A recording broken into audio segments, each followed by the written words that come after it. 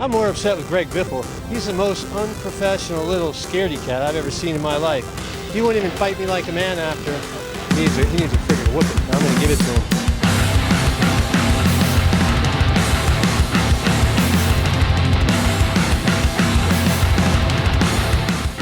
Good day, race fans, and welcome to the Intentional Wreck Podcast, the podcast made by race fans for race fans, from the crown jewel casuals to the lifelong gearheads. I'm Jeff, and I'm here with my fellow hosts, Finn and Corey. You can find us on YouTube, Spotify, and iHeartRadio. You can also follow and interact with us on Twitter under the handle at intwreckpod. That's at INTWRECKPOD. Fellas, we're officially 3 points races down. We've got 3 different winners. We've traveled cross country. We've now thankfully gone an entire week without any cats dying on the track that we know of. How are we feeling? Finn, I understand by popular demand you've added a new way for fans to interact with the show. Yes, so by popular demand, and by that being Jack and Corey and everybody saying, we want our questions answered. Well, we're going to introduce a mailbag section to the podcast. There is a Ask and ye shall receive. People. Yes, there is a Google link in the description below. It'll say mailbag link in all caps. So either read it, or if you struggle with reading, get someone to read it for you. Click on there, fill out the information with your name and description. Please don't give me your address, just like a general location thing, okay? All right. Don't give too much info. And then throw your question in there. And every week we're going to go look through those questions and pick out which ones kind of best pertain to what we're going on. Maybe just answer them all. Just rapid fire, hit Corey with every single question you got. So I'm the guy with the answers. That's true. That's my role on this podcast. But the point is a mailbag section means that we've got people that are listening, they're interested, and they want to know more, and we're very appreciative of that. So please, if you have any questions, it could be anything having to do with racing and the sport of NASCAR, we'll answer it best of our abilities. Absolutely. It's always good that we can get folks to, kind of interact with us and talk with us and kind of ask some questions, and it also helps kind of guide us and let us know what kind of content you really want to hear, because one of the main goals and one of the primary things about this podcast is that we want to get folks who may be trying to usher their way into the sport or trying to learn some things. Remember, no question is really too stupid here. If you want to know something, if you want to learn something, don't be embarrassed. You can submit anonymously. We won't have to actually put your name out there if you really don't want to, but we're here to answer, we're here to help, and we want to get more folks into the sport. So it would be generally awesome if y'all would interact with us, ask some questions, and kind of get into things. Absolutely. So yeah, I've had seriously 10 people ask me for this mailbag segment. So if you guys don't show up now, I don't know what to tell you. Ask now or forever hold your peace. That's right. Yeah. So what'd you guys think about last week? How'd you think about Vegas? How'd you think about the race? That race was so boring to watch on TV. I'm sorry. It's just like, this is not. And Finn got on me about this last year after Homestead, right? We watched Homestead together last year at the end of the year, and Larson just dominated the entire race start to finish. And I find that to be intensely boring. That's just me. I love hanging out with my buddies. I love watching the cars and all that stuff. But in terms of the outcome of the race, it was never really in question. 20 laps in, you knew it was going to be Byron or Larson, and it was never really close. I have a question for you about that then. Okay. Because this is where that brings some curiosity out of me here. So this kind of leads into what we saw on Sunday.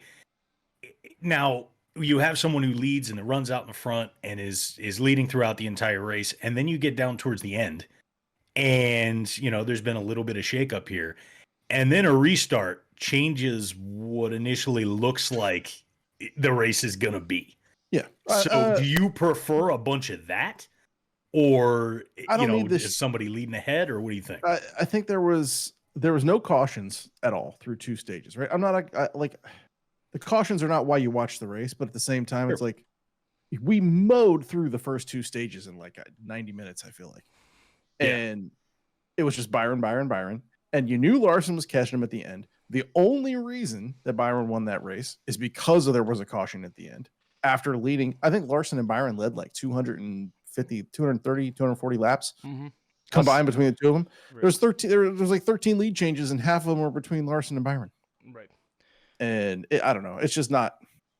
it was fun, right? Like it's fun to watch, but at the same time, it's like this doesn't stack up. We came from Fontana a week ago where it was just balls to the wall, 5 wide, and then we get Phoenix. You know, Vegas, right? 2.5 hours of William Byron being a half a lap in front of everybody. Well, it's the other thing, and I wanted to make sure I brought this up too, is that this has brought up more controversy with the Fox broadcast. Because one of the things that was happening a lot during this race, if you were looking towards the middle of the pack, or if you were looking towards the, about 5 through 10, 5 through 12 or so, there were some decent battles that were happening. But in a lot of cases, you didn't see quite as many of those as you really did see Byron just kind of running out in the front. Like you kind of just started to see, if you were looking in the middle of the pack, you're seeing numbers swap and all this stuff happening and the ladders shifting and, everything's going on. And I feel like you didn't quite get as much as that as I felt like you should, which has been a complaint about the Fox broadcast for a good while. What did you think, Finn? No, I think if you watched solely the broadcast, I would agree that you struggled to get a feel of the story of the race. And I feel like that's one of the things we talked about, what makes NASCAR different from other sports, is when you're watching a football game, right? It's Sunday football, you throw on your Commanders game or whatever, and then maybe that one ends up in a blowout, right? It's the second quarter and a team's getting paced by 4 touchdowns. We know what team it is in this Commanders game, but for the sake of your guys' sanity, we won't say it. But you're getting paced. Wrong. And then it's like, okay, so what do? You're like, well, I'll just check in on this race periodically. I'm going to go watch, or check in on this football game periodically. I'll just go watch one of the other matchups that's maybe a little bit closer, maybe throw in some red zone. And the downside of NASCAR is it's like all the games are being together. So while one of the matchups, one of the games theoretically is Byron just leaving and Larson just trying to find speed to run him down, but he can never catch him in time. Yes, that is the bourne. That is the blowout. That is the game that's 28-3 right now, okay? But you've got to take it kind of a little bit upon yourself to find, especially in the middle of the race, if you don't have to, but if you just watch NASCAR, the broadcast doesn't do a really good job at following those battles, and maybe we could do a better job at highlighting who you should be watching right now on Twitter and saying, hey guys, go to, again, we talked about it last time, NASCAR.com/drive, put on, because if you were watching Tyler Reddick to start this race, who started in the tail end with no practice, no qualifying, got in that car, and in the first stage drove from 40th to 10th. So you're saying, hey, there's boring? Sure. There's also one guy passing 30 cars in a green flag run, only dude running the high side. So, there's that. There's watching Bowman, right? Halfway through the race, you said, man, I really think I might swap out Bowman from the fantasy team for Keselowski. And I said, hold on, Bowman's a little fast. From the time you had said that, Bowman went from 13th to 4th. Well, that's the effect that I have on sports. Yes, I when I make a prediction, whatever I think is going to happen, the opposite thing happens. I was going to say something else that doesn't help the situation in this also was having the Indy race right before the Cup Series race be as awesome as it was. I mean, they didn't even get through turn 1 before the chaos begun. Right. And then you had that awesome battle at the very end when you're watching McLaughlin and Grosjean go back and forth, and the epic 1 lap difference between the pit stop, and they're on the same strategy, right. And you're seeing them come in. One guy's home 1 lap colder tires than the other, and it makes all the difference. And they're battling out towards the end, and you're wondering who's going to win it, who can overtake anybody, and you see that. And then you get to the Cup race, and Willie B just goes, gone. And you know what? He's gone. That was and I'll grant you guys that the broadcast, absolutely granted, right? Those battles that you see happening in the back, that like 10 to 25 region, and then you throw the Reddick stuff on top of that of him just running that outside line and making up 30 spots. That is awesome. Right. But the broadcast wasn't really doing it. The broadcast was just like, oh, look, now he's a second and a half ahead. Oh, now he's 1.2 seconds ahead. It's like, I just don't care. I think what the benefit is NASCAR splits the season up, right? It's half Fox, half NBC. And Fox doesn't do a good job. I'm not going to lie. Fox, for example, I thought the best person commentating that race was Danica Patrick. I thought she was very objective. She had she's a very intelligent driver. She's driven stock cars. She's driven Indy cars. She's even spent some time, I believe, in like Formula 2, right? So she did a very good job. This is her second year in a row doing a race, and I felt like she improved immensely. Clint's funny, but Clint is just like comedic side effect, and I think he was doing a lot of interrupting, and especially Danica, and just kind of trying to be funny, and I don't feel like Mike Joy was doing too well either. The benefit is NBC tends to be a lot better, especially with Dale Jr. commentating. You really get Dale's really big on just the story of the race, and I'm a big fan of that. So hopefully Fox can clean it up, and these commercials are brutal. Another week of brutal, and I don't know how it compares to the past. Again, remember, I watch races like 2-3 screens up, so like normally I don't care, but like being in there with you guys and Jack and everybody, and they're just like, what in the hell? You know, and there's so many commercials. You notice it, and that's a factor. It's a function as well of caution-free racing. Right. So it's like you mow through those first 2 stages, and it's like you feel like nothing happens between the commercials. Right. Like that was it. It was like they would come back from commercial, they'd show William Byron leading for 4 or 5 laps, and then they would just go back to commercial. Yeah. And it was like unwatchable until the end of stages. And I don't know. It just And you stack on top of all of that where is Stuart Haas?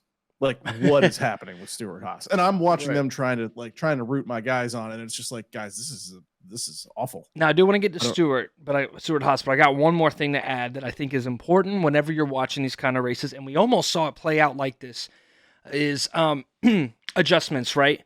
At that track, everybody's adjusting all race long, right? Bowman had good long run speed. You saw the 5 had great, solid long run speed. Byron was obviously quick all day. Bubba was quick all day. But one of the things that, remember, they're making adjustments all race long, and everybody except the leader has to deal with traffic. They've got to deal with that dirty air, right? And they're making adjustments on a car that's got that bad air, and they're making it better in spite of the air. William Byron, having been out front all day, really isn't up. His brain is going, don't touch this car. I'm leaving everybody. So as everybody's getting better, he just has a car that handles well and clean air. And if you remember near the end of that race, there was, I think it was the time when Denny took 2 tires, and I believe the 5 ended up getting out quicker, and I believe Bowman got out quicker than Byron. And then Byron was hung back in traffic and could not catch up. He could not catch up to Larson. Larson took off caught Denny, and then was gone. And it wasn't until the very, very end of the race, right before the caution, that Byron was even kind of running down Larson. And that's something that I thought is interesting just to point out, is Byron didn't get to make adjustments all day to his car dealing with dirty air.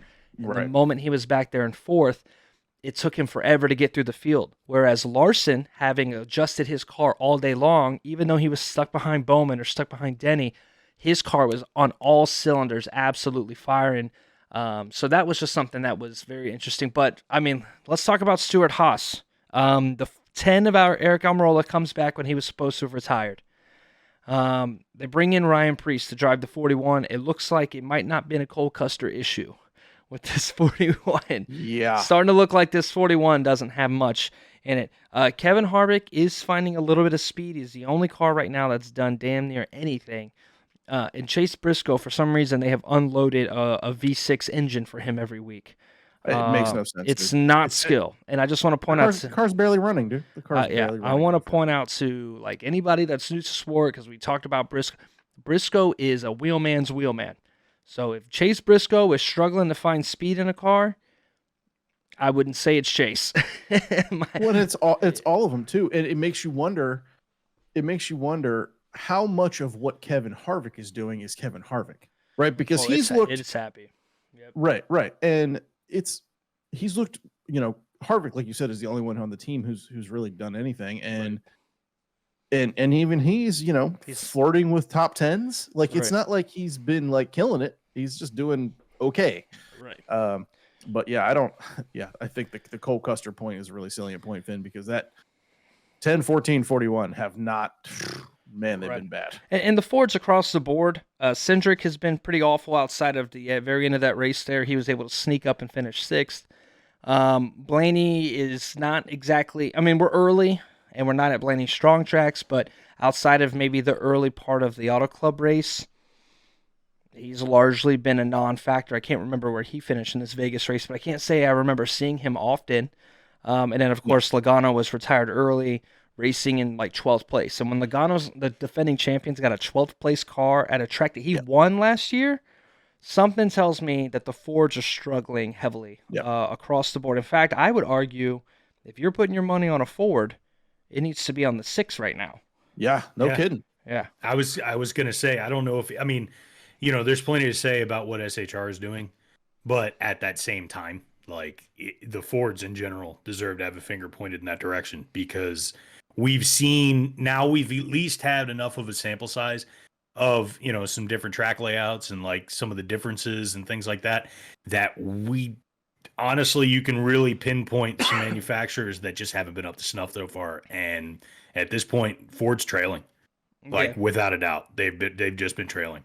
Oh, it's not even close. No, like the Toyotas are making them look like hot garbage. Right.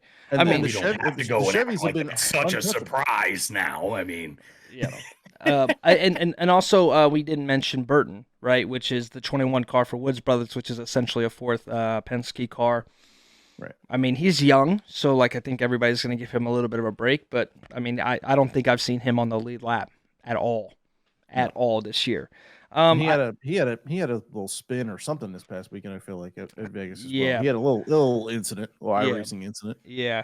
I am curious though what we're going to see going forward, right? Eric Almirola stayed a year. It's looking like he should have just sailed off into retirement at this rate. But another thing too is what makes Eric Almirola important to that team is that he brings the sponsorship, right?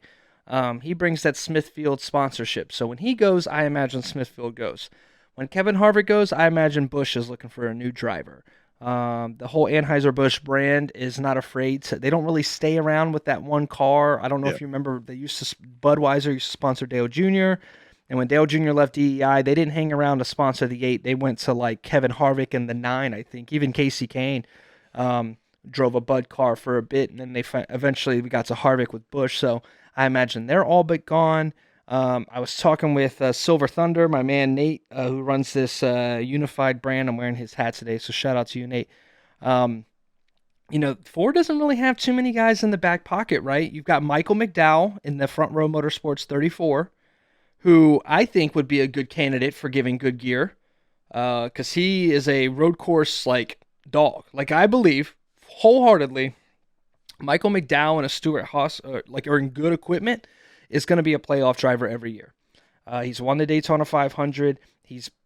I would say equal equipment. He's a top 5 road course racer in NASCAR, if not better. I mean, that's his background. And then he's pretty solid at the mile and a half to the point where he can compete. So for top 5s and top 10s. So, but he's older. There's Zane Smith, who was a young prospect. If you're watching the Xfinity Series or the Truck Series, I think he was a Truck Series champion last year, and he's up racing. And I think he has a win. No, what are the? He is you mentioning him, like that was a name that would have popped into my head pretty quickly, because he's coming up. It's going to happen. So, and he's going to be sought after. So, as some of these retirements happen or things change over in the Cup Series, Zane Smith's going to be making his way up here very, very, very shortly. Right. Haley Deegan is Ford's darling, but she's going to be getting an Xfinity ride well before she's up in the Cup Series. But Ford doesn't really have too many drivers on deck. And if I'm a guy like, say, let's say Corey LaJoie, or on some of these Chevy teams that are struggling to find a ride, I mean, I wouldn't be surprised. I believe Corey LaJoie was Ford before Spire. So Corey, and that's just a name I wanted to bring up because his name is circling in the news right now when we're talking about this 9 car. I don't think it's going to happen, but as everybody knows, Chase Elliott snowboarding broke his tibia and is going to be out for an extended period of time. For those that don't know, in NASCAR, you have to get a waiver if you miss races to make the playoffs. I don't see there being any issue with Chase Elliott coming back, getting a playoff waiver, winning a race. Wonder Boy is getting into the playoffs. Well, Kyle Busch also. Kyle Busch has broke his foot, I believe, a few years back. Missed extended time. got the waiver and won the championship that year. So, so it's not unheard of, right? This particular subject is one that, I mean, we had to talk about it. You can't do NASCAR podcasts and talk about any current events and not talk about the Chase Elliott situation. But it's one of those kind of things that I feel like diving into the weeds of it is going to, there's a lot of this that's been beat to death, but we should definitely at least acknowledge the situation. I mean, I personally am on team, you should be able to go and do things outside of work and enjoy your leisure time. And I understand the stakes are here. And I also understand that there's going to be favoritism that's going to get played into this situation because it's Chase Elliott. So with that being the case, the same argument can be made on both sides of this coin. You can say that, well, it's like, oh, it's Chase Elliott. Like, he's going to be missing. Like, NASCAR doesn't want to have Chase Elliott missing. How could he go out there and put himself at risk and hurt himself? And now he's not going to be he's not going to be behind the wheel for, I think 6 weeks was the final tally is what it's supposed to be. Yeah. And so he's not going to be there, and he's being detrimental and he's being hurt. How could he go and make a stupid decision like that? But then you go and look on the other side of the coin and you say, well, at the same time, like, he can go out and do what he wants. It's Chase Elliott.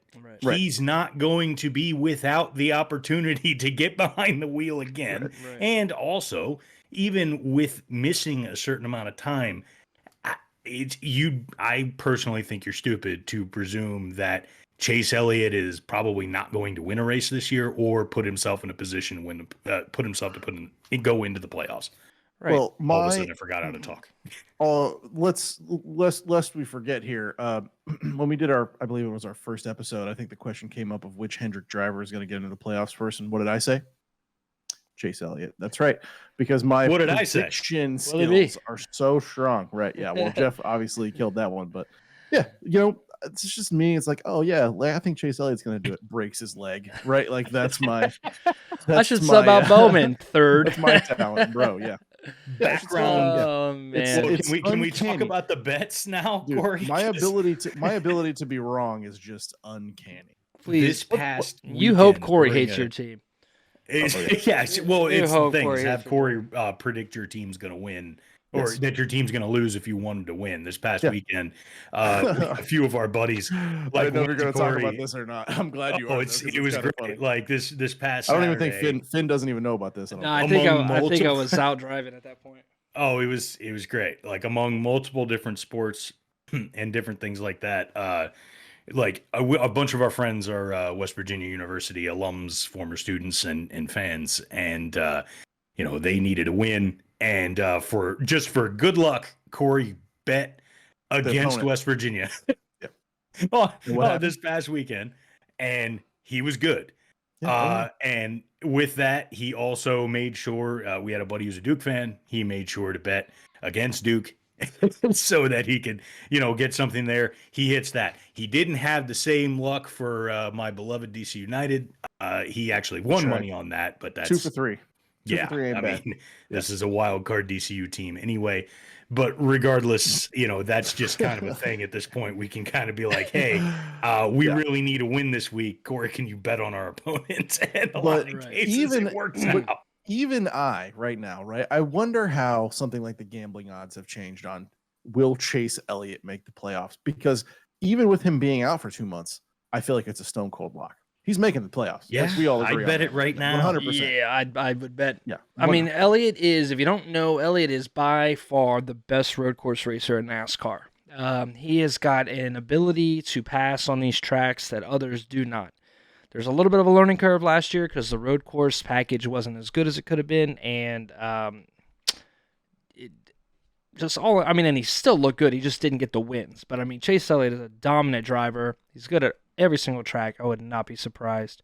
And to the point of can they do that things, important to remember is they're on what's called the West Coast swing right now. So after Daytona in Florida, they went to Auto Club, which is in Fontana, California, then to Vegas, and then they're going to go to Phoenix. So all for this 3 week, basically this whole month, right? They're not leaving. The drivers are not coming back to Charlotte where all the NASCAR teams are headquartered outside of like maybe one or two of them. In fact, it's just the haulers that are going back to get the new cars or get anything new that needs to be transported out there. So they're basically, and with NASCAR, they don't allow testing at these tracks like they used to. So essentially, the team's not really doing anything till the weekend. When the car gets in there, they start working on it. Qualify and practice on Saturday. They don't do they used to do a Thursday practice, then Friday qualifying, then a Saturday practice, and then all of this stuff that doesn't exist anymore. So these drivers are largely just kind of sitting around, not doing anything. Yeah. Not to mention, we've already talked about this, that the season is February through November. Right. You get 2 months. So you're really taking, he's 20, you're going to tell a 25-year-old, 26-year-old, hey, you're at work. Right. Can't do shit for this 10 is where months. I when it comes to stuff like this, when it comes to how athletes conduct themselves, what they can and can't do based on contractual obligations outside of their time in the seat or on the court or whatever. Right. I am everything has its price guy. Right. Mm-hmm. If you want Chase Elliott to live like a monk for 10 months out of the year, you can do that.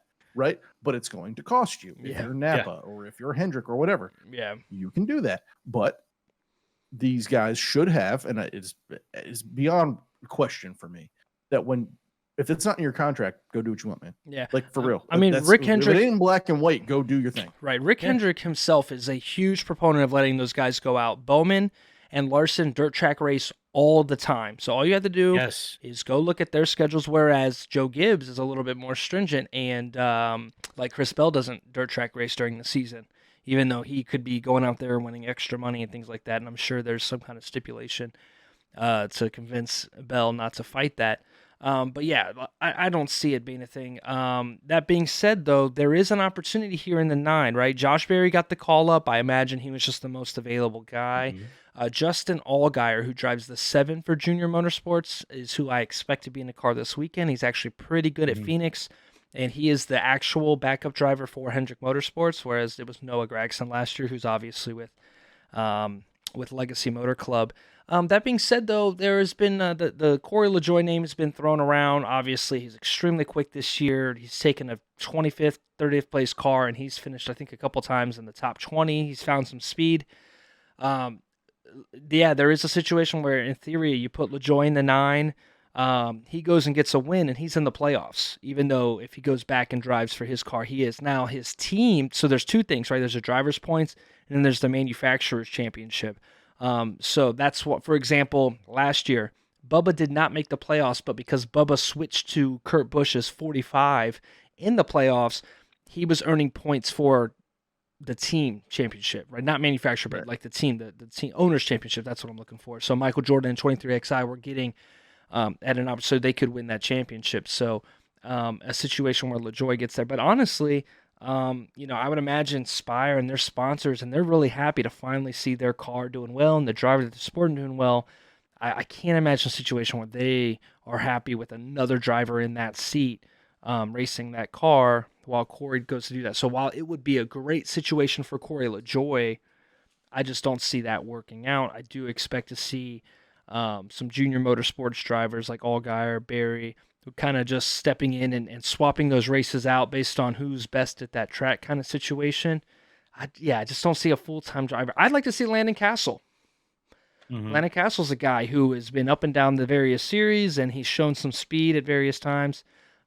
He could be a name that gets popped in. But other than that, I don't see it. As a fan, I'd love to see LaJoie. I do. I really do. I've said for a while, I would love to see LaJoie get behind the wheel of a top-tier car. Yeah. Just to see what it is. I think he's a hell of a driver, and I'd love to see him get behind some top-tier equipment. But at the same time, one race is one thing. If I want to see LaJoie, actually get into a top-notch car, I'd love to see him do so, for a few races. I'd like to see him get a couple of weeks behind there to really adjust and really learn it. So, as much as cool as that would be, I think to me, the ideal situation there would be like if he were to get kind of moved up the ranks a little bit and get in somewhere else. So right. And the reason you're going to see those guys that come up, though, that struggle is because of how different the cars are. Not only from a horsepower standpoint, but from how they drive.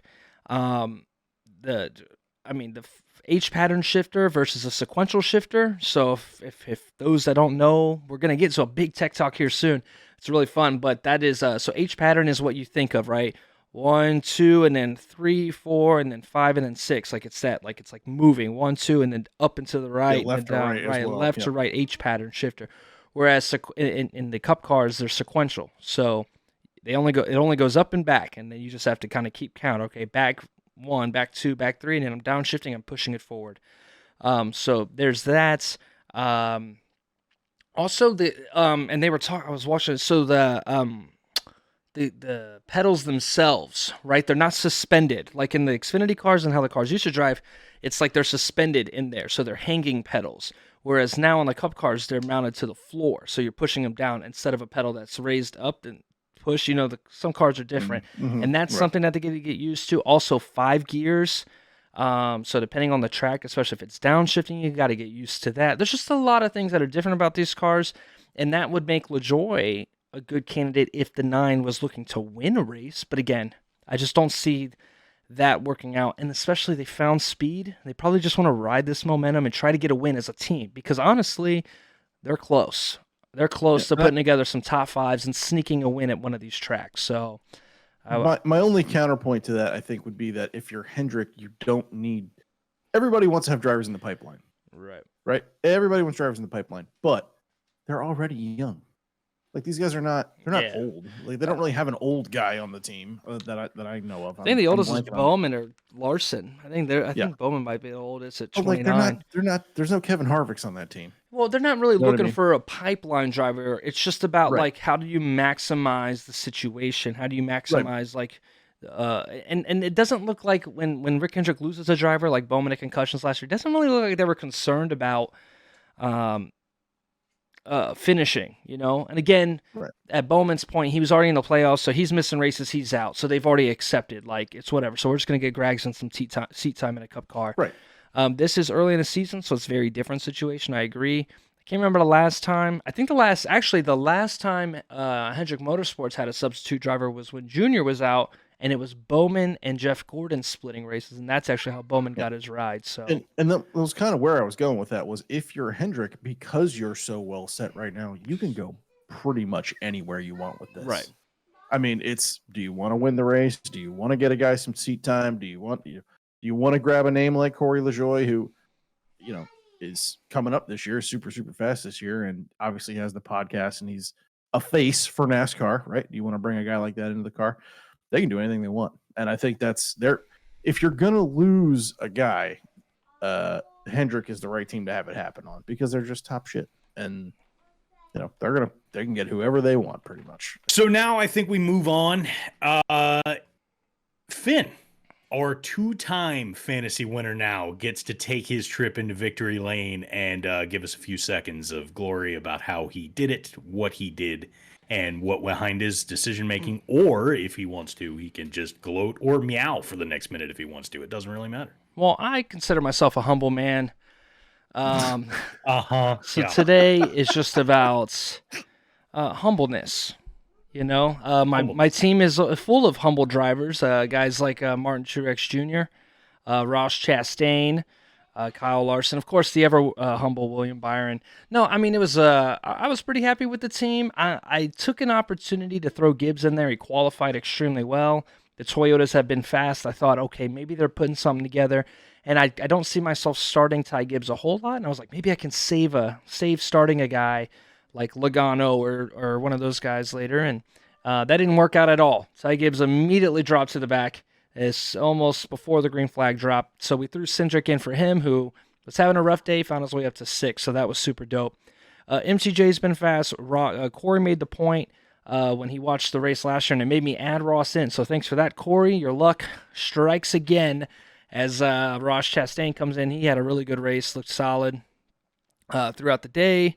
And then Kyle Larson, of course, and William Byron we're just kind of lucky. I know that they got speed. Hendrick is looking great. I decided to take a week off Bowman. I was surprised, though. I didn't really get any of these featured matchups right. So I was surprised with the bonus points that I still managed to squeak out a win. But we're on to Phoenix.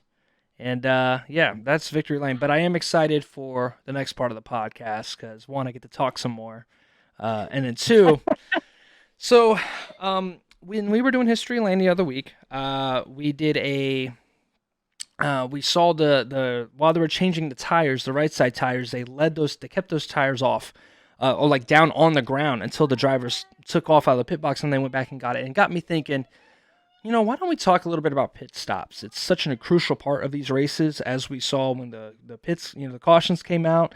There's a lot of different strategies that people make. There's a lot of adjustments that we talk about. Maybe those things don't all make sense to everybody. And then also, it's fucking chaotic. There's a lot of things going on. And I thought, why not find time to discuss, the roles of what happens on pit lane, a choreography of what's happening in these 10-second stops. I saw a 9.2 second 4-tire stop this weekend. Absolutely flying. And I think that was the Byron crew. So let's take a quick look at those things and go from there. 1 second. Quit yelling. Cut that. So the first thing I'm going to start off with is talk a little bit about the roles that we have. I'm going to restart that and go to my 3-point thing. The first thing I'm going to talk about is the roles. First of all, again, Jeff, these things are many things. Corey, feel free to interject me at any time. We could talk about those things, elaborate, and go from there. So let's talk a little bit about what the pit crew is and what those jobs are. I'll try to keep a lot of this quick so that we can really take an in-depth look at some of the other stuff. First, you got your crew chief. Your crew chief is he's kind of in charge of everything. He's making the strategy calls. He's making the adjustment calls of the race. That's his job, right? Then you have the car chief. This is somebody who is one of the big engineers on the car. He's also responsible for like the day-to-day and the race weekend and what's going to occur in those things. Again, different teams, different roles and responsibilities across those two. But yeah, those are two guys on top of the box and in the engineering room that are doing a lot of those things. As for the over-the-wall crew, okay, throughout the race, 5 people can come over the wall, and then there's a 6th one who's a utility man who can come out in the second half of the race or whenever NASCAR permits. We'll talk about that. So number 1 is the jack man. That's simple enough, right? They're running out there jacking up the car. Then you're going to have 2 tire changers. That's with the air gun going around, drawing it in. We'll get into those. Then there's the fueler. There used to be, before 2011, an extra person called the catch can man, where the guy goes in with the gas tank, starts filling up the car, and then there's a catch can, which is just that he's catching the excess fuel that's leaving the car, right? But they fixed the way that the cars vent whenever they're fueling, so now it's just the fueler.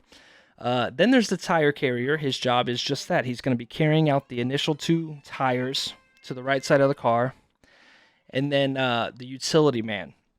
And we'll go over these roles in depth, so don't worry about that. I'm just getting it out there. And then the utility man, that person, they come out, they give the driver sandwiches. I wish I was lying, but they do. Water bottles, sandwiches. They are tearing off. Team mom. Right, team orange slices. Yeah, orange slices and sunny. Words of encouragement. Pep talks. Little Capri Sun for you. Bags of ice is a big thing for when it's hot, as well. The tear-offs on the front of the car. Somebody made a question of that, but there's a bunch of essentially that tear-offs on the windshield of the car, and they can just rip it off. So whenever you're watching and you're saying, wow, that's really dusty and dirty all on the windshield, all they got to do is go on there, rip it off, and then it's nice and clean. And then drivers also on their own visors will have tear-offs, but that's usually tint related, right? I was going to say something that was interesting. The Joe Gibbs team, their Instagram's very active, and they do a lot of this kind of stuff. And one of the things, if you really want to see some interesting stuff, something they did this past week was they showed the front of the cars freshly after they'd been painted before they went out to the track. And then they showed what they look like after they came back from a race. And I'm not just talking about this is what it looks like after the car scrapes up on the wall. They were showing the hood just on general racing and the front panel of the car and the intake and what that looks like. And you'd be amazed at how much of a difference it really makes to run one race, especially sitting back in situations where you're in dirty air or just running one race with debris and everything like that. On the night and day difference between the fronts of those cars, it's worth looking at. It's great. Absolutely. And I don't know if we're going to get in trouble here doing this by showing the full video, and I may cut up and edit things out on this. If you're watching on YouTube, go ahead and peek that. I just don't know how it's going to work, but we're going to do it. We're going to do it. We're not monetizing. We're here to support things. So this is a video from the Stuart Haas Racing channel. This is their tire changer, explaining not only what his job is, but what this does. So we're going to watch this and learn a thing or two. I was going to explain it all, and there are going to be things that I do explain, but yeah, let's do this. Hey everyone, I'm John Burnell, tire carrier on the number 14 car. I'm going to run through a pit stop and show you my responsibilities as a tire carrier, and it may not be as easy as you think it is. Let's start from the beginning. So the caution comes out, or ending of a stage, we're already preparing for the pit stop. So basically what we have up here is our right rear and our left hand. Over here we're going to have our right front. A lot of times your tire guy will be making last second calls, or the crew chief I should say, and changing tire pressures depending on setup. I'm getting so much information about adjustments, which we'll get into that here in a little bit. So we have the tires sitting up on the wall right here. As a guy that has two responsibilities, that means I have two tires in my hand. I'm allowed to stand on the ground before the cars enter pit road or before the car gets into the stall.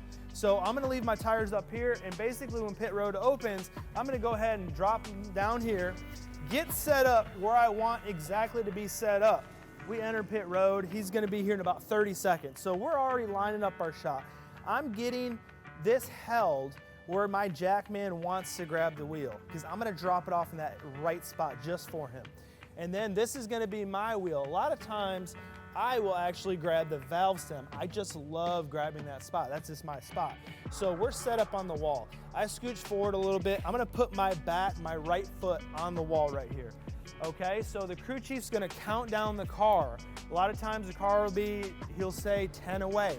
10 away, that's the signal for me. Let's get these tires up on my hips, just like this. We hold on to them nice and tight. We stretch out, and then now we are watching the car, okay? He's gonna say 3, 2, 1, and as soon as he hits that jump line, which is one stall away, we're taking off. So when you hear 3, 2, and you watching that line, that's when you go. And then you're gonna come and you're gonna judge the driver where he stops. Now, I would love to say that drivers are perfect and they're gonna stop in the same spot, but they never stop in the same spot. So we try to put lines on pit road. They have their pit sign, all that. So when I come out here and say if in the perfect world, he hits his mark, perfect. So we're stopping, we're turning, and I'm dropping off the tire for the jackman. The jackman's coming down, I'm stepping around him, and I'm turning, and this right rear tire should already be coming off.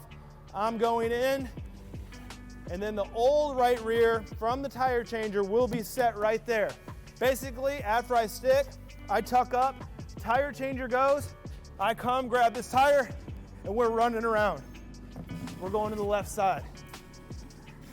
So that's the thing I want to point out first is a couple things. One, you see this tape, you see this tape on his grill, and then that's the tire changer. And even over on this one, and I'm turning. You see right here on his helmet, this is the wrench to make wedge adjustments, right? And he'll talk a little bit about those things, but that's that other responsibility that he has is making adjustments. That piece of tape is so that he can throw that on the grill or on the car, and that's something that they used to be able to do on the grill. It's not allowed on next gen. And then 2, this wrench, you can see here right on the corner is where those things can go in, and you can make adjustments. I'll talk a little bit about those adjustments later. And this right rear tire should already be coming off. I'm going in, and then the old right rear from the tire change. Also, like you said, he goes around and drops the first tire off. The jackman jacks the car up, and then he's the one who helps change the front tire. And then his job here is not, after bringing the tires around, is to then replace the rear tire.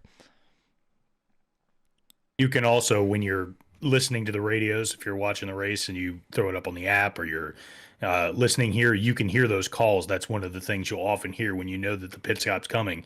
You know when your guy gets in because you can hear that count as it's happening. So you basically can kind of time that pit stop as you're listening and you're watching the race. Right. Also, let's not forget that these guys are jumping in front of a race car that's going 50 miles an hour. Oh, listen, Multiple race cars. I already have remember we talked about our things, right? Best paint schemes, best wrecks, weirdest wrecks. There's going to be pit road collisions. There's some crazy shit that happens on here on pit road. They're putting a lot. We're going to the left side. Okay, guys, I showed you how we come out to the right side and we come to the right rear to index the wheel. Now, there is another variable to this. If you have an adjustment, which I really haven't got into and I'm going to get into right now. So the adjustment happens when the crew chief wants to make an adjustment. It is mainly wedge. So we used to have track bar last year, which would move the housing left to right. Now we just adjust the heights in the car, which is a coilover spring, and this is your hole in the back window. So coming out to the right side, most of us to be efficient, to be fast, we have to stick this wrench in our mouth. Don't tell my dentist, but we bite on it, okay? So we're gonna come over here like this, and we're gonna go ahead and stick this wheel, and as soon as the tire changer hits it, I'm already coming up like this, leaning out of the way, because you don't want to be out here trying like this. It's not going to be quick. You're going to want to stay tucked up, stick the wrench in there. Your tire changer is going to go after he tightens it. So it's bang, bang, and say if it's one down, so it's like a bolt. So we're going to turn it one down. So if that's one down or one up, okay? So as soon as the adjustment's done, you're hoping in a perfect world that your tire changer did his job and he sets that tire, boom, right there. So say if we do a round, it's gonna be like this and then like that, okay? So it's gonna be super quick because we have to get to the left front.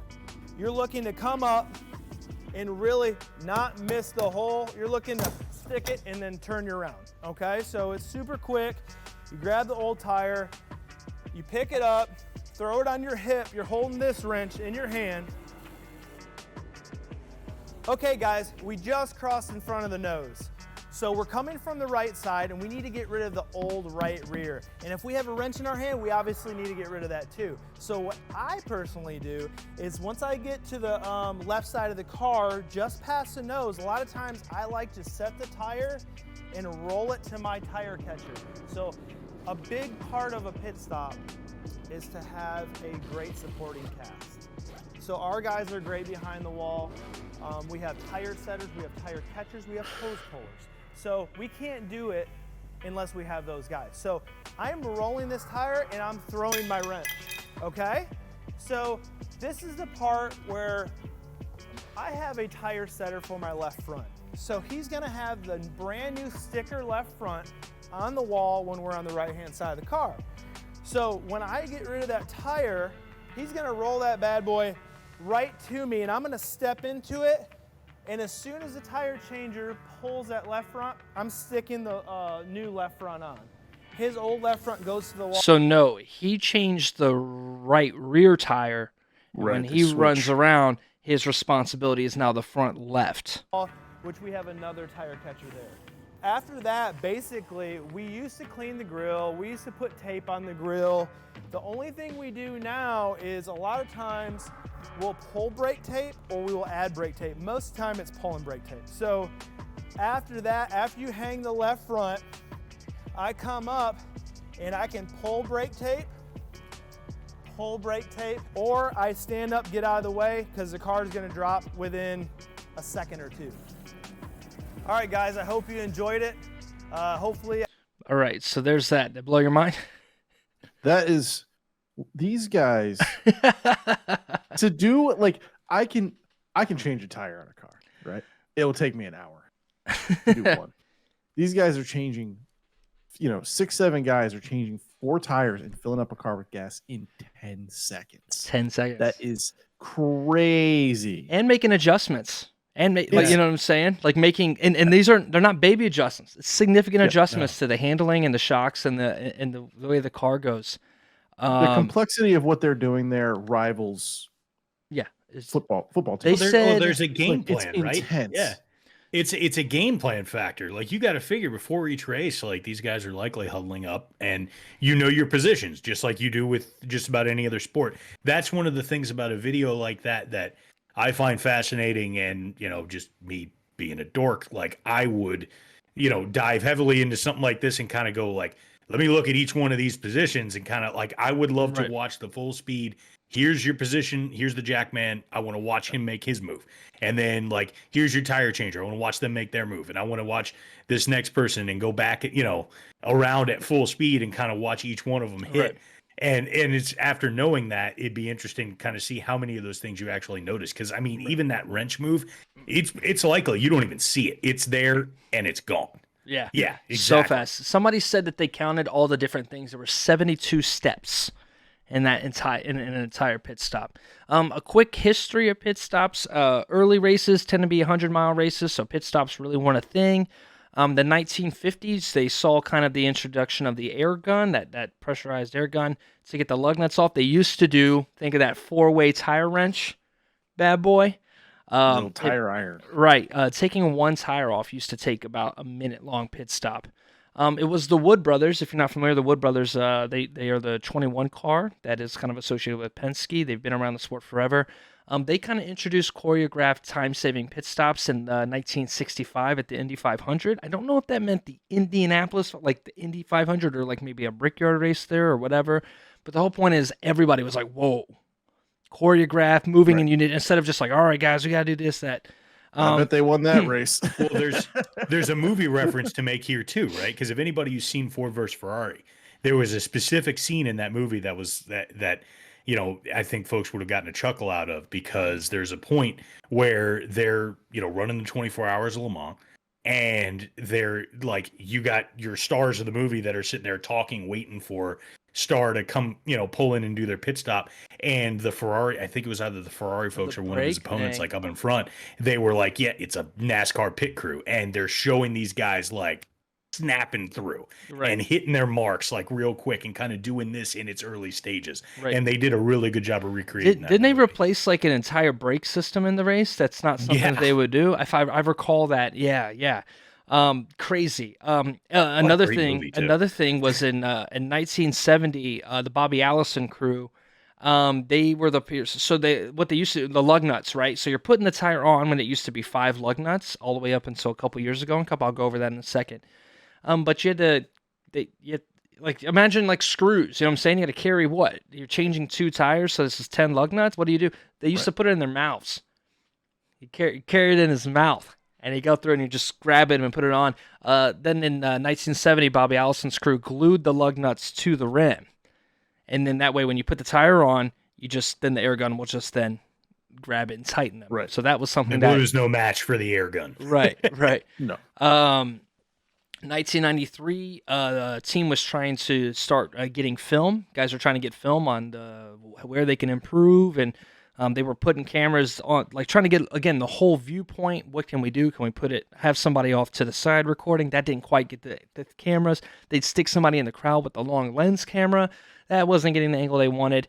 And I think they were getting these small cameras, and they found out that they could just hang it above, like an overhead view. So they did that. That was something in 1993. And even then, around this time, 20-second stops were still something that really hadn't come through in the late 80s and 90s, right? We weren't even seeing 20. I mean, we were watching 1990, and we were seeing 17-second stops.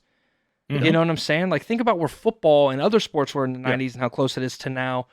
Pit crews are almost 10 seconds quicker now than they were then. Well, it speaks to the athleticism of the guys doing it. Like that guy in the video we just watched. Yoked. Just do me a favor next time you have a spare tire. Pick up a spare tire and then run around with it for 15 seconds. Full run run. around the car. Not just a regular spare tire. Right. Like Big that's old tires. Yeah, exactly. Like, and he's carrying 2 of them. It's like this guy. These guys, like, not only are they freak athletes, right? But these guys are engineers. Yeah, you know what I mean. Like they're it's It's got to be one of the coolest jobs in sports. So to be on a NASCAR pit crew. Oh, totally. I wanted to, and I didn't get a chance to find them yet, so I'll have to include it. Either I'll follow up with some cool links or in the description. There's a guy for DGM Motorsports, which is what United is a sponsor for, or Unified. Sorry, Unified's a sponsor for. And he's got a dope Instagram. He's the right front tire changer. And he goes through and he shows all the different adjustments that he makes from a helmet cam. You can find all that stuff on YouTube. But exactly what you're saying. So in 1993, it was actually Jeff Gordon, Ray Abraham, the Rainbow Warriors is what they called themselves. It was a pit crew of they went and got pro athletes. And that was their thing, was like, Penske was hiring a wrestling coach for strength and conditioning solely for their pit crew team. When I was at Bristol, you're walking around, there very obviously are guys there that are ex-pro athletes or ex-athletes. A good chunk of guys. I wish I could find a roster and see how many of these guys are former D1. I know a couple dudes are a couple guy on Bowman's crew are former Alabama college football players. It's literally hey, do you want a career? We're a major sport. It didn't work out for you. Do you want to earn money? Doing something in that realm. Another thing I wanted to show off here is now coming forward into today's pit stops. But I was just talking about 5 versus 1. So if you see in the top image, there's the 5 lug nuts that I was talking about. You can see where they kind of glue them down onto the rim. That's how it used to be, and that's how it still is in trucks and Xfinity. Now we've got this center lug that kind of is similar to the open wheel racing. What does it do? It led to shorter pit stops. It kind of changed the tire a bit as well. But the downside is what used to happen is you'd go in, you do your lug nuts, and then you might it might be loose or the lugs might not be tight, but then you'd feel a vibration. Or really, as long as 4 of them were tight, you were good to go. The only time in NASCAR that you had to have all 5 tight were at the end of the race because the car would be inspected. And if they saw that there was a loose lug nut, there can be some issues. But throughout the race, there's situations where we only did 4. We didn't care. As long as you got 4 tight, you're good to go. As long as you got 3 tight, you were really good to go, Don't quote me on that. But now we have an issue where, in the interest of speed, if you fuck up putting the center lug on, that tire's gone. And we've seen that way more. That's not something that's really in the sport anymore. So if you're asking, why do these tires keep falling off? That's a situation why, again, speed over... making sure it's on and finding that healthy balance. What's more important at any given moment? And even last year with Eric Jones in a couple situations where it wouldn't come off. Do you remember that? You guys remember when it straight up would not come off? I haven't seen that this year. Curious if that becomes a thing in the future. Anything on that? If you need to know anything more about how those single lugs work, just wait until they're running green flag laps, and Fox will be sure to cut away and show you the. Their Toyota breakdown car during racing action. So, hot tip for you. Another learn all about the cars during the race. So, knowing what we know now, I went and grabbed the first ever next gen pit stops. It doesn't matter that it's the first ones. I just want to show some pit stops, and I saw something on there that blew my mind. On top of all of the rules, right? So I'm going to show this pit stop by Chase Elliott, and I want you to see if you guys can catch it in real time. All of his teammates, what a night they had last night. The power. It was a big night for Hendrick Motorsports. The 24 is in his box, his team over the wall. They've been practicing this for over a year. Nice work so far. Regan, we'll go to you. Well, Chase Elliott with his race car right now, just a little bit tight. Worried it might get tighter, so a small adjustment for that. And your leader is Kyle Larson. All right. Knowing what we know now, that's crazy, right? Being able to watch all the individual things. All right. Did anybody catch anything wild? Or maybe not. Again, it's pit stops. We're nerds. Did anybody catch anything crazy? I thought the rear right was going to fall off. The right. Are you missing a guy? Nope. This is what, next time through here, I want us to watch. I'm going to put it in slow-mo, and I want you to watch the fuel man. And I want you to watch his feet. Kicking the tire out of the way? So he comes over. He's changing the tire. He gets out of the way of the cable. That's easy. Right rear tire changer takes the wheel out. He puts his foot in the tire while fueling the car and is kicking it back to the wall. so it doesn't get away Carrying loose. a multi-gallon jug. While carrying a multi-gallon jug and making sure to get this car full. Right. Like, think about when you're bringing the groceries in, right? And you got your milk, your water, opening the door. and you're carrying your jugs. Oh, yeah. You That know, thing and, is and you're 60 a pounds kid, you feel easily. strong when you're carrying your 2 gallons or whatever. Like, take that. How many gallons are in one of those jugs? Like, that's what I mean. I can't tell you how many gallons of fuel are in one of those cans. Oh yeah. But you're that thing is no problem. 60, 70 pounds easily, and he's hoisting And up over his shoulder right. and just like, let me also do this on one foot, kicking a tire out of the way. Like, when I say that I got out of my all they do is turn left phase, it was stuff like that really like those are the nuggets that locked me into NASCAR fanhood. Right. Where it's like it's so complicated. It's all so complicated, and it's like it gets oversimplified as a bit, and I think it's highly unfair.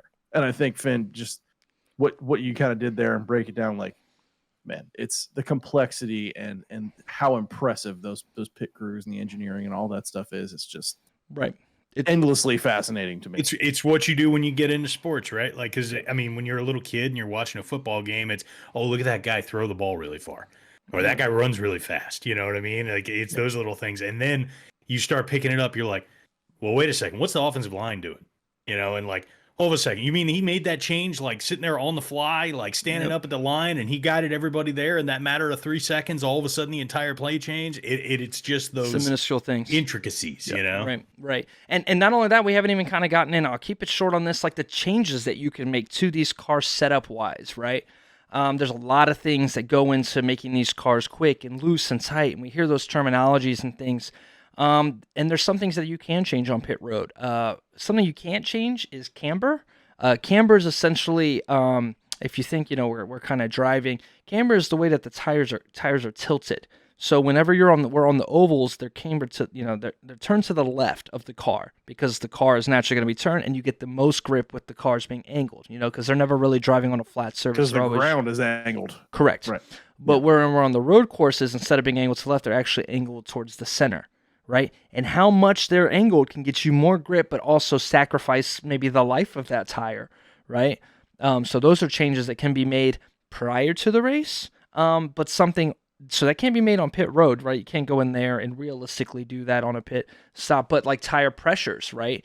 Alex Bowman won a race at Richmond a couple years ago because on a restart, they pumped up the tire pressures in the car. Because that's where the speed comes from. Once you get the air in the tires, that's where that speed comes from. But obviously, with that can come some tire wear and some other handling issues. But on a short run, when you know that you don't really have A, the time to wait for the tire to get filled up with air, and B, you really don't need these tires to last all that long to begin with. It's a 3 to 4 or 15 lap run. He came in the pit, they cranked the tire pressures all the way up, and then he was able to pass Larson on the restart and go get the win. Spring rubbers is something that you see as well. Whenever you take the tire out, there's a shock spring in there. And if you ever watch the POVs of guys, you'll see that they've got it's a little piece of rubber that they'll shove in there, and it'll stop the spring from compressing so much. So they take the tire out, throw that piece of, rubber into the spring, and then the new tire goes on and they go that quick. He mentioned tape on the grill. Tape on the grill of the car is something that you can cover. Again, you used to be able to cover the grill up with tape, and that would get more speed because that's less air coming in, and you'd get more, something to get more speed. But because of because you're blocking off airflow to the engine through the grill, there's a risk of overheating, right? So speed overheating. What kind of situation are we in? Are we a short tracks or a short run situation? Or like this time of year where it's early spring and we're racing at Atlanta, it's not really that hot in Georgia yet, so I don't really have to worry about the sun, whereas later you can't do those things in races at 1.5-mile tracks like Charlotte per se in the middle of the day when it's really hot in May. So those are those things. And the last thing I'll talk about is that adjustment he's making that he was talking about. So this one's real quick. It's a YouTube short, and this is detailing exactly what's going on. So that's wrench goes into this hole, and that actually goes down to this system. It's turning right or left, and it's actually a hydraulic system, right? What you're doing is you're inserting fluid into this valve per se, and that is tightening or loosening up this spring right here. and that is going to change the way that the car handles. You see how it's tightening and loosening. So you go in there and you tighten it up, and that compresses the spring. You go in there, release it. It allows it open, and that's the change that they're making when they're down in there. It used to be a different change, but now that's what's happening. Now that allows the car, you're preloading the spring. I don't know exactly what it does per se. You can get tighter, looser, just make it handle a little bit better. So those are some of the adjustments that you can make, but that's kind of the point of the tech talk here. I just want to sit down and talk about pit stops because, yes, it is. I mean, it's important. How quick they can do it is important. How efficiently they can do those things is literally can change a race. I love the geeky stuff, dude. Yeah. I love the NASCAR geeky stuff so much. Hell yeah. Well, it's on top of that, it's just one of those kind of things where it's those extra little pieces to understand what's happening, especially, when you're first really watching and starting to get into it. It's so easy to watch a race and just be kind of looking at the big, broad picture and not quite, hammer down what's really going on. And those little turns, those little tweaks, those little moves are the things that can make all the difference in one driver's race or not. And whether you're fast or you're not, or, your last green flag run could be, made or ruined within that, 15 seconds that happens at that one pit stop. 2 pounds of tire pressure. Yeah, exactly. Right. So I think with that, I mean, we could talk about that all day. Oh, yeah. We could go into that. And as we move forward with newer episodes and kind of as we go along, we've already got plenty of ideas in the can on some different things that we want to do in different subjects that we want to cover, whether it be some funny stuff, we'll do some geeky stuff, we'll do all kinds of things like that to really, kind of beef up some of the substance when maybe there won't be a race or, we have some different things to talk about. But I think if anyone has anything else they want to hear, don't forget. This is for the mailbag. Yeah, these would be great. You have a question on the technicalities of the sport versus who should I cheer for? Who do I hate? Who killed a cat this week? There's plenty of things, and this is the kind of stuff that I'd imagine we'll probably get quite a bit of. But I think now's a good time that we pivot and we take a little trip down history lane, but we're going to do it a little bit different this week. We're going to take kind of that Ross Chastain, take a cut down a service road and think nobody notices type of aspect to it, and make a different way of doing history lane, because we're going to shake it up by request. For the same reason, me as a Commanders fan, I like to keep a VCR around my house because sometimes you want to see your team play well. So we chose to turn the clock back only a single year because Corey wanted to see his driver win a race. Thank God. So normally I like to kick this segment off with like fastbacks about the track, the money, makes, models, and get a little background on what things were compared to what they are. But I figured it's so recent that there's really not a whole lot to get into that. So I say we kind of get right to it and talk about 2022 Phoenix. Finn, why don't you kick us into gear on this one? Yeah, absolutely. So first thing I think we want to do while we show this, what's unique versus maybe the other history lanes is the things have changed so much, right? The track has changed, the drivers have changed. No, we're literally going to watch this race a year ago, still next gen, and same track layout. And that's what I want. First thing I want to talk about is while we're watching the film, what I didn't want to do is like watch the couple things that we're going to watch and then explain this. So I'm going to go ahead and explain and show you guys. This is Phoenix Raceway from above. So one of the things to note here is the start-finish line used to be right here. See this black mark in the middle? That used to be the start-finish line at the top of the screen. I actually just realized my cursor doesn't get shown on the broadcast. But there in the top middle, there's that. That used to be start-finish line. That is now, I guess you could call it the backstretch. As you can see, this is a very oddly shaped track. So let's start on that black line. Let's go around. You have what is now the final turn, as you can see on the right by that O'Reilly on the left side. There's that little blue strip. That's what we call the Geico restart zone. So that's where these guys are supposed to fire off, coming down towards that the true start finish line, right underneath that big black strip with the yellow logo there, and then the monster sign, if you can see that, and then you can actually kind of see weird looking track. You can see the start finish line, right? So this is now the start finish line for this track, and you enter this racetrack with a growth. With a growth. You enter this kind of weird turn. Now you see where that black strip is. That's all concrete. So when you're watching when we're watching the race now in these restarts, you're going to see they get fanned out way, way wide. That used to be grass. Whenever when it had the old setup, when the start finish line was where I was just talking about it, that actually used to be grass, and I wanted to show a quick restart on that in a second so you guys can see what I'm talking about. But now when we go around, that's all track, and it's not out of bounds. So they fan out way low, and it really allows for really exciting restarts at this track. And then they got to squeeze back up together to hit the corner. You got a really big wide corner. This is a flatter racetrack. It's not extremely banked, but it's just very unique because you kind of have 3 separate areas of turns, another turn, and then they race back to the start-finish line. So it's like they give you a little taste of Fontana right there in the corner, just for like that little split second after a restart. So this is how long is Phoenix? Is it half a mile? 1. I believe it's a mile. Yeah, it's a mile. It's while we consider it an intermediate track and not a short track, it is a shorter track per se. Okay. So this is a restart in 2011. So like I said, they're coming to that long backstretch, which is a backstretch now, but originally it was the front stretch. So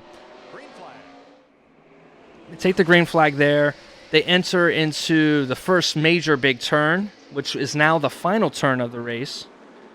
And they're heading to what is now a start-finish line. And again, the thing to notice is all of the grass on the infield. So here they're approaching where there is all of this grass on the inside, so they can't fan out like they did. Right. And that's how this track used to race, right? Now this is back on what is now the start of the race. And there you go. There's your lap around, right? All right, let's go ahead and watch this restart here. So we had a caution. Troy last to go. Chase and Chase is the battle. What in the world, dude? These are examples of some of those restarts that we're talking about where that grass used to be. It is absolute chaos. Yeah, do you want to take the high lane, the mid lane, or the 10 inside lanes? Make your choice. All right, so here we are with the restart for this race. These were really exciting restarts. Blaney, Chastain, 2 Stewart-Haas cars up front. Reddick trying to creep there in the middle. Yeah, so Chastain gets under Chase in the middle, and he just stays in. Awesome run down the front straightaway, dove in the middle into one. Chase sticking that car there is wild, bro. And that's the thing, you can see at that point Chastain's going, there's no way he's cutting me here. You know, he took the inside lane specifically because in his mind he's like, oh, he's not getting around me on this. There's no way he's splitting this car in front. We just gotta let Corey enjoy this for a second. We've got Chase Briscoe. Look at him, does not care. Well, not in the bottom 5. So close. Just grabbing all the throttle they can to get the best run off. And that brings Tyler Reddick and Kevin Harvick right to And then he's able to clear at this point. So yeah, again, here's the final restart of the race after Chase Elliott's spin. Again, one of the things we're talking about is just how quick he is and talented he is at shifting. Some of these tracks do require you to downshift just because of the gear ratio and everything. Here this time how low he gets because he knows Chastain is coming. Yeah, but Reddick is on the outside where he wanted to be last time. But again, the 14 just had so much grip. 3 wide for second. He's hooked up. He even cut it off the corner. No problem. Easy peasy. Good job, Chase Briscoe. Chastain battling for second and takes it from Reddick. 2 to go. Johnny likes it. Likes what he sees. And he drove off, dude. It really wasn't. Yeah. It really wasn't by competitive. this point, it wasn't close. This was the moment of victory. Well, he's again, leaving, dude. Look how much higher of a lane he has off of that turn than everybody else. And he just could put it in places where none of the other cars could get. And with that plus the clean air, good luck. Yeah. Good Well, luck. it didn't translate to the fall race, though. So he was pretty fast in the fall race. I think okay. Another thing to remember, and that's what I wanted to talk about as we transition to talking about Phoenix this week and why Phoenix is so important of a race. Let me let you get your checker flag before. Oh my goodness. Before I cut it down. Do my eyes deceive me?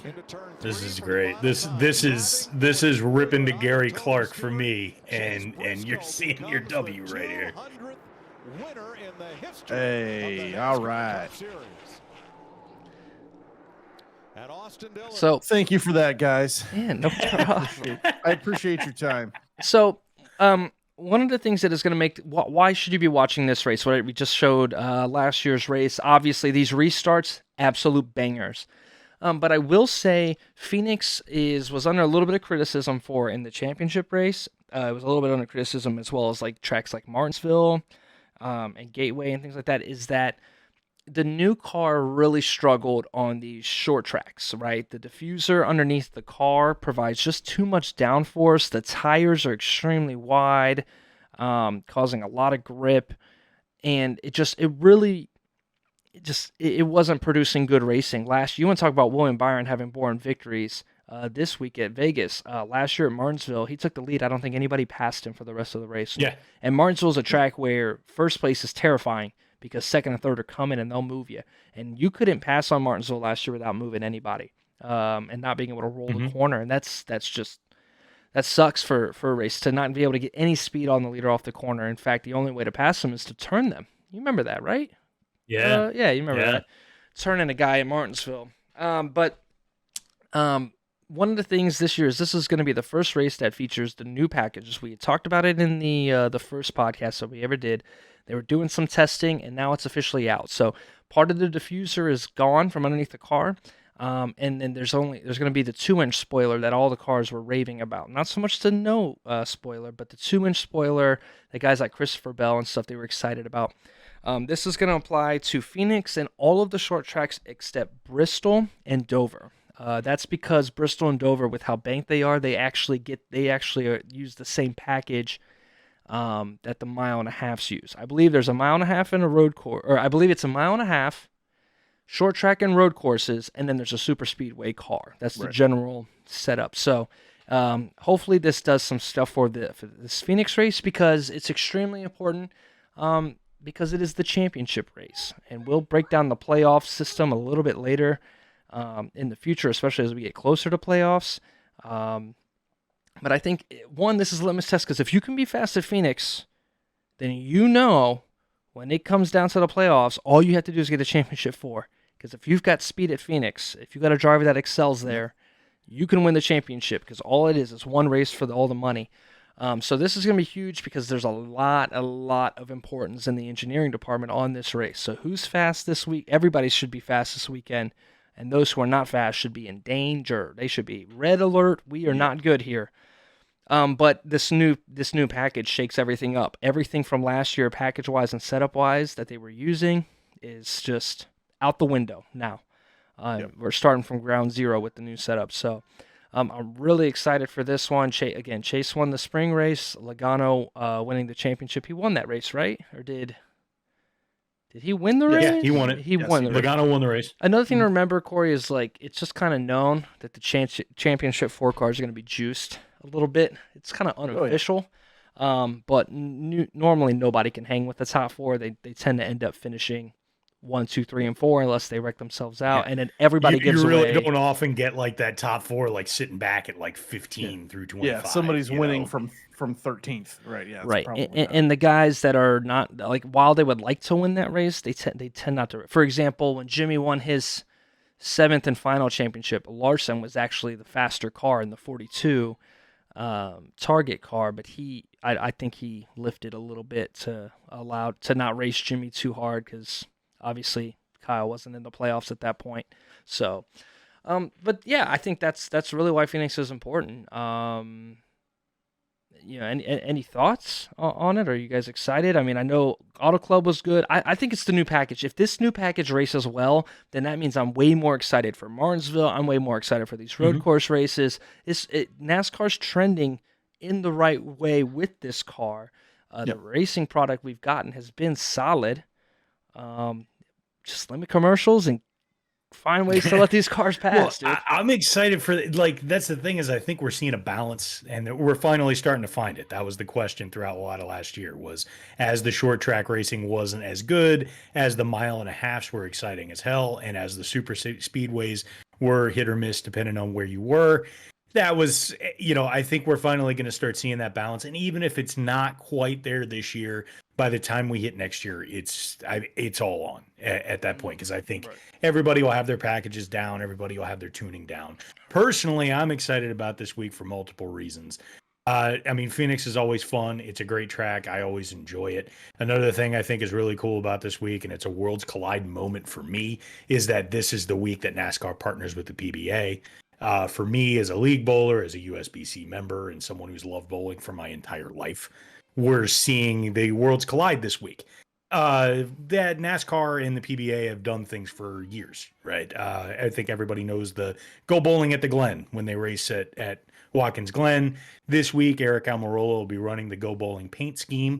And before the race on Sunday, they're actually going to do the event beforehand, and then they're going to air it. They're doing a celebrity invitational in which they are literally, they are constructing custom lanes at the barn at Phoenix Raceway, specifically for a couple of drivers. I think it's Buescher and Almirola this year, and a few PBA pros. And they're going to actually do like a little bowling tournament beforehand, just a head-to-head team type of event, which will be fun to watch, and it should be a good time. So, that's my kind of thing because I love bowling, so I'm excited about that one in general. But at the same time, like mixing that on top of a track like Phoenix, it should just be a really fun Sunday. It should be really entertaining. For me, and it's a super long season, 38, 36 weeks, something like that. But I don't understand why Phoenix is the championship track. I feel like there's a lot better choices. I'm going to have to go back and take a look. So we'll get to it later, but right. Every time I think of Phoenix, I'm like, hold on. Like you could do it in Charlotte. You could do it in so many other places that this one just like, I don't get it. But we'll do. I'm sure we'll have that conversation. Right, it's a weird one. One of the things to remember is that it's in November, so we're really limited on the tracks that we can do. True. Right, so the Florida tracks, none of the Charlotte, North Carolina, and above are going to work. Darlington's not going to work. No road course is going to work as a championship race. Texas is dog water. Fontana would be fun as hell. Fontana would be fun, but it doesn't exist anymore. It used to be Homestead, and it was Homestead for the longest. And I think the issue was that, remember the last package, and when they made the change away from Homestead was when mile and a halves raced really badly because they were 500 mile an hour. I did it again. It's like every time 500 horsepower versus 750, and Phoenix raced the 750 package. And that's why that racing was really good. If we go back, the one I was going to suggest for History Lane was Chase Elliott's championship race, where he started at the back and passed everybody. He was extremely fast. Passing was very easy for him. But that wasn't the case. And Phoenix isn't a bad spot, but it's not exactly like the hotbed for NASCAR fanship. Yeah. And I do think that NASCAR could do a lot better job at making the final. Like we make the Daytona 500 super crazy as it's our Super Bowl, but we don't make our actual Super Bowl. It didn't feel like it did not right stick out to me. The moment didn't feel big enough. Ways that I think the moment would feel big is if there were more people competing. Denny Hamlin has suggested things like 6 drivers competing across 4 races, or 8 drivers competing across 4 races, and then whoever has the best average finish out of that. Because there's more drivers involved, there's more likely going to be closer battles in those things. I think that would be huge. Yeah, I don't know. NASCAR's got some things the whole playoff system is heavily scrutinized. They try to make their Game 7 moment, but at the end of the day, it's racing. And sometimes it's just you just got to stick to what has worked across other leagues. But I think that's a different convo for a podcast. You can also ask, you can settle this in general. If you ask anybody that doesn't watch racing or is very, very casual when it comes to racing, and if you ask them, where does NASCAR's championship take place? No, most of them are not going to tell you it takes place at Phoenix Raceway. Most are probably going to say, "Isn't it the Daytona 500?" Yes, we could poll a group of people. We're going to Richmond with about 13 to 15 people. We could poll them after they watch this podcast and ask them where the championship race is, And most of them wouldn't be able to answer because it doesn't make any sense. Right. The only other thing I have on Phoenix is please Stuart Haas do something. Well, you just watched the race last year where the 4 and the 14 were leading with 20, with 20 laps to go. So there's just, I'll tell you what though, this is Harvick's place.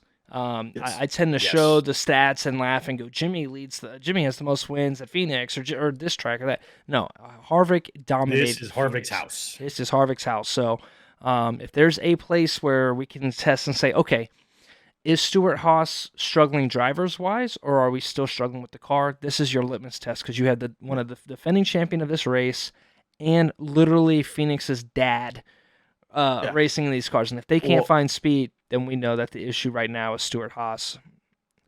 So I think that's the perfect segue, Finn. Is that your pick? Is that your favorite? No, it's mine. I'm gonna go ahead. Let's take it in there. All right, let's get. Well, all right, Jeff's just planting his flag. Let's let Jeff pick first this week. Yeah, Kevin Harvick. Kevin Harvick. Okay. All right. My safe pick is Kevin Harvick. My less safe pick, but based on eye test for what I think could happen, is going to be Bubba.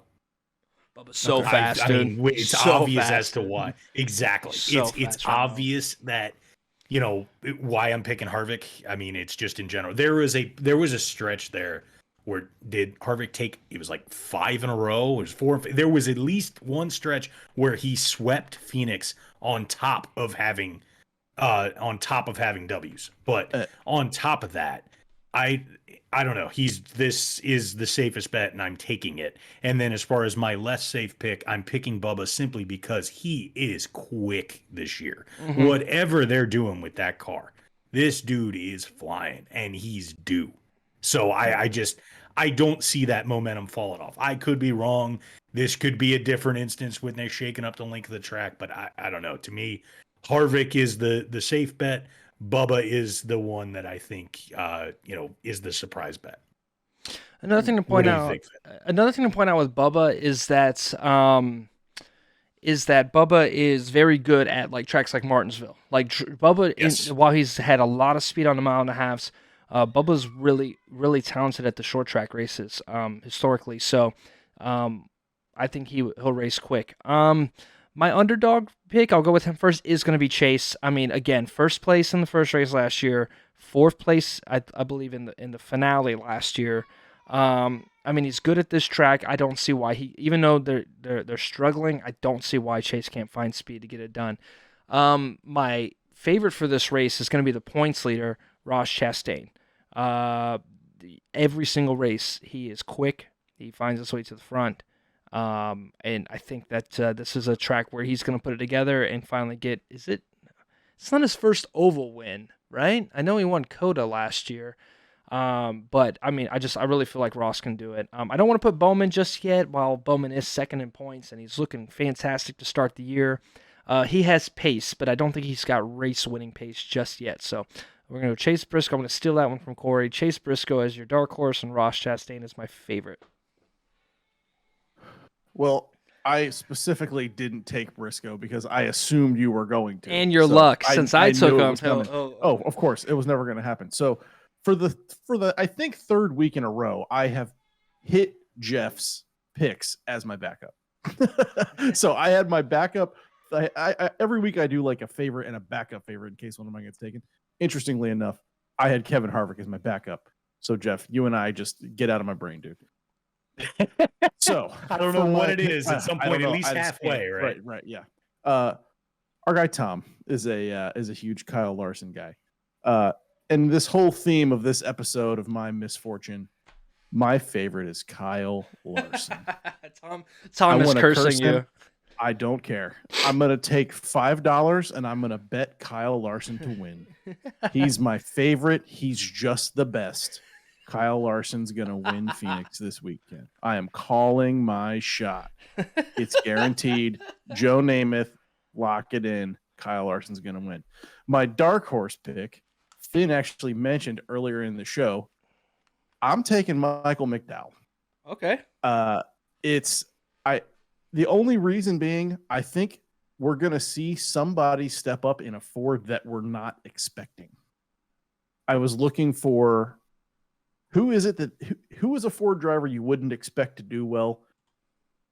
maybe it's Michael McDowell here. That's really the only reason. I mean, I could go through and, I'm sure there's some statistical analysis that tells me that that's probably a really bad pick. Everything's off the board here, right? We Right, just the horsepower's different, the package is different. Picking a guy who's one of the more true wheelmans of the sport, I don't think that's a bad dark horse pick. I like Michael McDowell. They're not in great equipment, but again, anything could happen. But none of the Fords are. All the Fords are down a maybe cylinder. Harvick. Right. So, If anyone's going to get it right, why wouldn't it be some, right. sort of C tier team or whatever, why not? So Why not? So my favorite Kyle Larson, definitely going to win, Tom. Dark horse Michael McDowell. Oh my gosh, not you intentionally, but the world knows, the karma knows. They know that what you're trying to do, and then Larson laps the field. Larson will then lap the field, and doesn't work like that. You'll get $15 off your $5 bet, and then if now I you have stand to to deal. gain, I will lose. That's how it works. Whether the universe knows that I'm reverse psyching it or not, it doesn't matter. I went two. That's why the money's important. That's why trying to lose last weekend. That's why the money's important, right? If you were just saying it, then the universe would know. But since you could win money if you were correct, expect an engine failure by Kyle Larson. I will place the bet and send a screenshot. Kyle Larson, $5 to win. He's gonna win it. Tom. Why don't you lead us out, Jeff? How you like that one, Finn? Love it. Love it. Great. Since I had a super humble victory lane, why not? Why not follow that up? With that, folks, I think that's going to do it for us this week. Make sure you check us out on YouTube, Spotify, and iHeartRadio. Please like, share, and subscribe. You can also find us and follow us on Twitter under the handle of @intwreckpod. That's @intwreckpod. Also, big note, we are going to Richmond. Us, along with a big group of pals, are going to head down to Richmond this year and take in the race. We plan to try and grab some content if we can. Maybe we'll get some audio content, grab a few vids, see what we can do, and maybe throw it up on the YouTube, throw it up on the Twitter so you guys can kind of see us out, enjoying the race. If you happen to see us in the parking lot tailgating, come say hey. If you see us in the stands, try and say hey if you can actually hear any conversation. Buy us a beer, please. We're bringing our own. Don't buy us beer. We will bring our own. We'll have It's the best part of this damn sport. Of our own, but as a friendly gesture, if you feel free, buy your favorite podcast host a beer. That's right. On top of that, we should be out there, and that should be a good time, and we should be able to provide you guys with plenty of little tidbits as we're there. Other than that, I think it's time to roll, boys. Let's go. Number 5, baby. Number 5.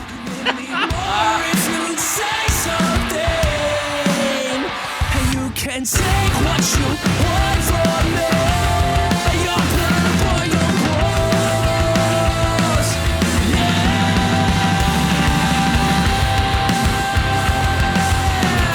So give me all you've got. So give me